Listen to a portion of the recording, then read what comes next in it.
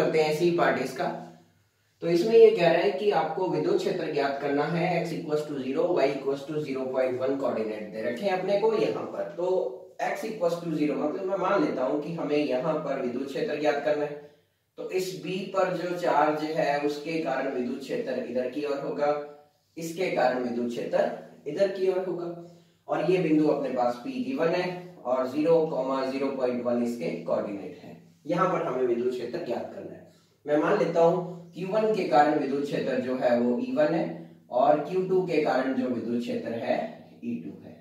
ठीक है, क्योंकि Q1 और Q2 दोनों बराबर है तो मैं इसको डायरेक्ट Q भी कह सकता हूँ और इसको भी अपने Q भी कह सकते हैं। अब देखो विद्युत क्षेत्र एक की दिशा इधर की ओर है, एक की दिशा इधर की ओर है, और अगर हमें इन दोनों के कारण टोटल चाहिए तो हमें परिणामी ज्ञात करना पड़ेगा। तो परिणामी कैसे ज्ञात होगा? या तो अपने पास सिंपल फॉर्मूला है E इक्वल्स टू रूट के अंदर E1 square plus E2 square plus 2E1 E2 cos theta, theta पता लग जाए तो क्लियर है एकदम। या फिर अपने इनके कंपोनेंट घटक बना लेते हैं, उन घटकों से भी हम ज्ञात कर सकते हैं। तो देखो ये डिस्टेंस और ये डिस्टेंस बिल्कुल इक्वल है।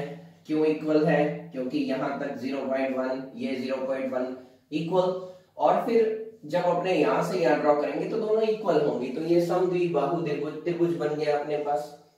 यदि ये कोण थीटा है और ये कोण भी क्या हो जाएगा? थीटा। अगर मैं इसके कंपोनेंट बनाता हूं E2 वेक्टर के, तो एक कंपोनेंट E2 वेक्टर का इधर एक ऊपर, उसी तरह से E1 वेक्टर का कंपोनेंट एक इधर और एक ऊपर की ओर बनेगा।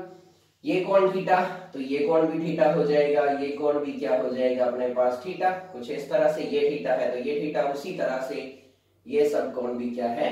थीटा। अब ये कंपोनेंट अपने पास क्या बनेगा? ये बनेगा अपने पास E1 cos थीटा, और ये कंपोनेंट अपने पास बनेगा E2 cos थीटा, और ऊपर वाला जो कंपोनेंट है वो हो जाएगा इसके लिए E2 sin थीटा, और E1 के लिए हो जाएगा E1 sin थीटा। कुछ इस तरह से कंपोनेंट बन जाएंगे। कोण इक्वल कैसे हुए थे? ये कोण थीटा, ये कोण थीटा संगत कोण होंगे एक तरह से, कुछ ऐसे ये सब कोण आपस में क्या होते हैं? इक्वल होते हैं। तो अगर ये थीटा है तो ये भी थीटा, क्योंकि ये लाइन और ये लाइन पैरेलल है तो ये कोण भी एकदम से इक्वल है। अब अगर E1 cos theta E2 cos theta बराबर हो तो ये एक दूसरे को कैंसिल आउट कर देंगे, तो अपने पास सिर्फ बचेगा E2 sin थीटा और E1 sin थीटा। पहले इनको बराबर करना पड़ेगा। तो देखो यहां से A पर जो चार्ज है इसके कारण विद्युत क्षेत्र का फॉर्मूला क्या होता है? KQ/R²। दूरी का स्क्वायर होता है। तो मैं मान लेता हूं कि ये दूरी अपने पास R1 है और ये दूरी अपने पास R2 है। चूंकि दोनों दूरियां बराबर है तो R भी माना जा सकता है। थोड़ी देर के लिए मैं इसको R1 और इसको मैं मान लेता हूं R2। अब ये दूरी कितनी होगी? ये जो डिस्टेंस है ये अपने पास है 0.1, और ये डिस्टेंस अपने पास है 0.1, और ये डिस्टेंस भी अपने पास है 0.1। ठीक है, पाइथागोरस पर मैं अप्लाई करो तो इनको नाम दे देते हैं। ये है अपने पास पॉइंट P। तो देखो B2P या A2P क्या होगी? B2P स्क्वायर इक्वल्स टू क्या होता है? कर्ण स्क्वायर बराबर आधार स्क्वायर प्लस लंब स्क्वायर, यानी कि O2B square plus O2P square बराबर O2B कितनी है? 0.1 है, तो 0.1 का स्क्वायर हो गया, प्लस और वो भी क्या है? 0.1 का स्क्वायर हो गया। तो 2 बार 0.1 का क्या हो गया अपने पास? स्क्वायर हो गया। स्क्वायर करना है इसको कर सकते हैं, नहीं तो ऐसे भी पुट कर सकते हैं, आगे कर लेंगे। तो ये अपने को R2 स्क्वायर मिला है। इसी तरह से R1 स्क्वायर भी अपने को मिल जाएगा। यानी कि अगर मैं यहाँ आपको बताऊं कुछ इस तरह से, R2 स्क्वायर अपने को क्या मिला? तो अपने को मिला 2 इंटू 0.1 का स्क्वायर। उसी तरह से R1 स्क्वायर अपने को क्या मिला? 0.1 का स्क्वायर। ओके, 2 इंटू 0.1 का स्क्वायर, तो यहाँ 2 इंटू 0.1 का स्क्वायर, ये हो गया।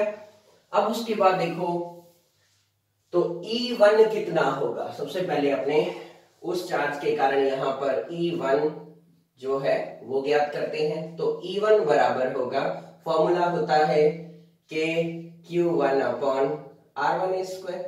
ठीक है, के कितना है अपने पास 9 इंटू 10 की पावर 9 इंटू चार्ज Q1 कितना है 10 की पावर -8 अपॉन R1 स्क्वायर कितना हो जाएगा, R1 स्क्वायर आपने फाइंड आउट कर रखा है 2 इंटू 0.1 का स्क्वायर। तो ये अपने पास आ गया 9 इंटू, यहाँ कैंसिल हो गया ऊपर 10 की पावर 9 है -8 है तो 10 की पावर 1 बचा, यानी कि 90 अपॉन में 2 इंटू, अब इसको होल स्क्वायर ओपन कर लो, 0.1 का होल स्क्वायर कितना होता है 0.1 इंटू 0.1 0.01। तो यहाँ से पॉइंट हटा दो और ऊपर अपने पास 100 आ जाएगा।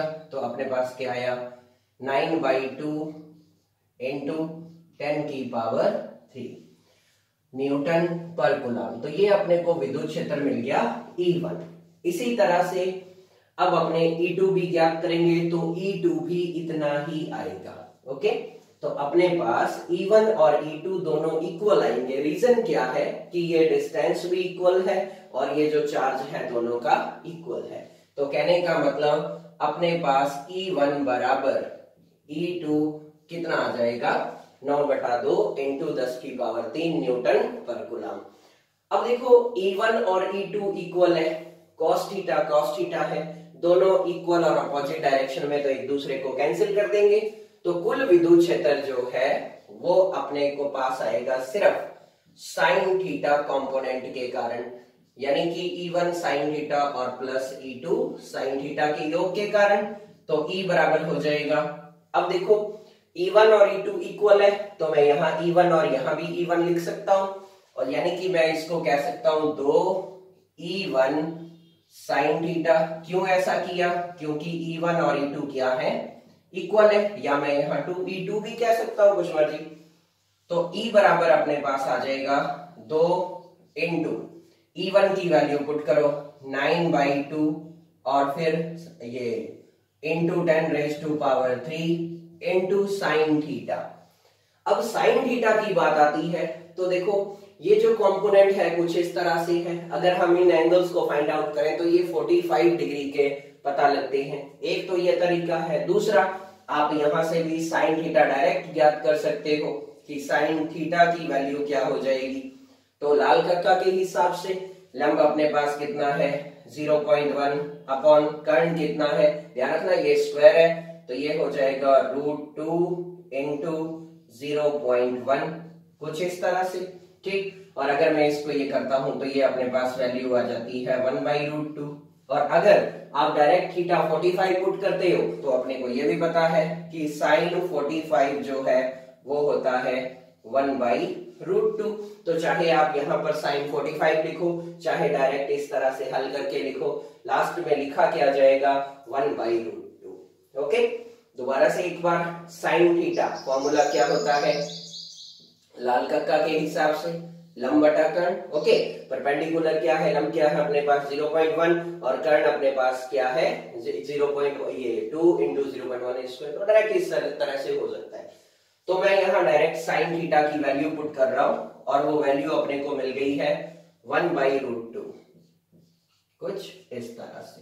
क्लियर, तो 2 से अपने 2 कैंसिल हो गया तो E इक्वल्स टू अपने पास आ गया 9/√2 इंटू 10 की पावर 3 न्यूटन पर कूलम। आगे इसको आप सॉल्व करके आंसर ज्ञात कर सकते हो। ठीक है, तो अपने पास आंसर आ जाएगा 6.36 इंटू 10 की पावर 3 न्यूटन पर कूलम। तो ये था इस न्यूमेरिकल का सी पार्ट।